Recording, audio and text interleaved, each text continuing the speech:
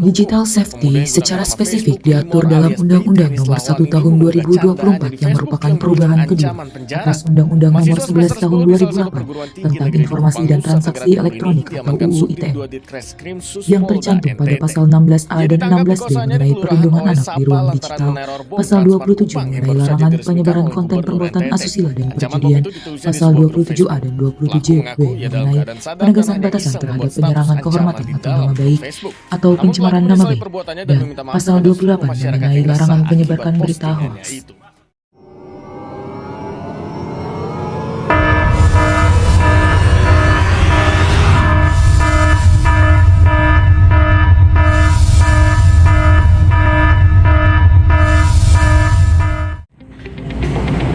Pernahkah Anda berpikir seberapa aman data diri kita saat sedang berselancar di internet? Di era serba digital ini, gawai kita adalah kunci dari segalanya, komunikasi, pekerjaan, hingga transaksi keuangan.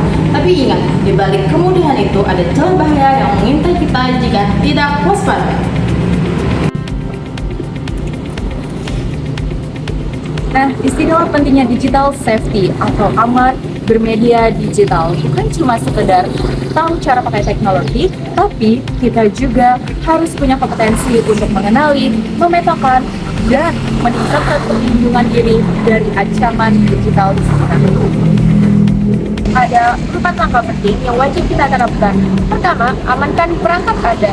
Gunakan kata sandi yang kuat, PIN, atau fitur biometrik seperti sidik jari.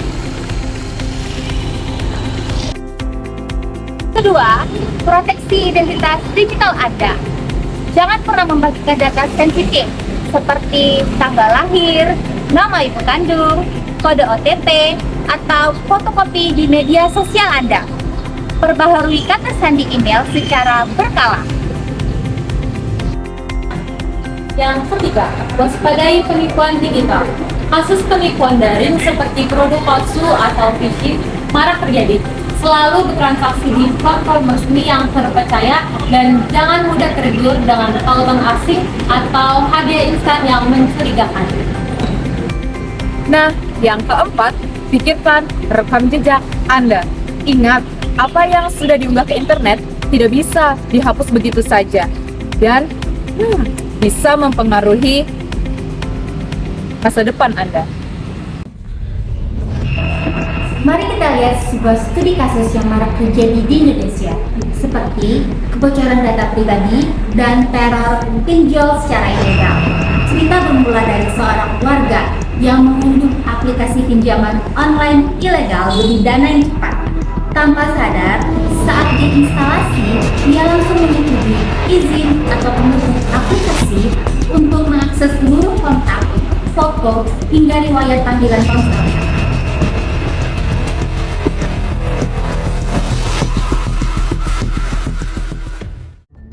Akibatnya fatal. Ketika korban terlambat membayar, pihak pinjol menyalahgunakan data tersebut. Mereka melakukan doxing dan pelecehan cyber. Kontak kerabat korban diambil, dibuat grup WhatsApp, lalu disebarkan fitnah serta foto-foto korban yang telah dimanipulasi secara digital. Ini terjadi karena kurangnya literasi digital dalam menjaga privasi data ponsel.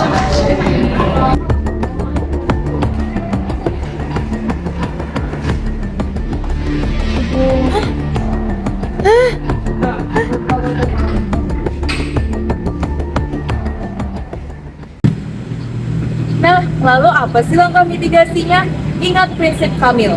Sesuai standar OJK, aplikasi keuangan legal hanya boleh meminta akses kamera, mikrofon, dan location. Jangan pernah izinkan akses ke kontak ataupun galeri.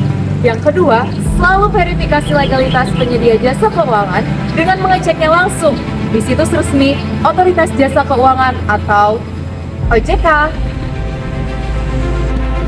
Pikirkan rekam jejak digital Anda dan amankan perangkat serta identitas digital Anda sekarang juga. Menjaga keamanan digital bukan hanya soal melindungi diri sendiri, melainkan juga empati untuk menciptakan ruang digital yang aman dan sehat bagi semua orang. Yuk jadi bagian masyarakat digital yang cerdas dan bertanggung jawab. Tetap aman dan tetap waspada. Sharing sebelum sharing, aman bermedia digital.